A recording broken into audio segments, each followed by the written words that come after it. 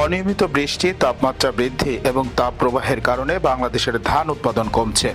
বাংলাদেশ উন্নয়ন গবেষণা প্রতিষ্ঠান বিআইডিএস জানায় 2030 থেকে 50 সালের মধ্যে ধানের উৎপাদন সর্বোচ্চ 8% কমতে পারে, যা খাদ্য নিরাপত্তায় বড় চাপ সৃষ্টি করবে। গবেষণায় দেখা গেছে কৃষি শ্রমঘণ্টা 20% কমেছে, 80% কৃষি জমি এখনও একক ফসল ধান নির্ভর। বোরো ধানের উৎপাদন বৃদ্ধির হার স্থবির, নতুন হাইব্রিড ও পানি সাশ্রয়ী প্রযুক্তি প্রয়োজন। অতিরিক্ত সার ও রাসায়নিক ব্যবহার ভূমি ও পানির মান নষ্ট করছে।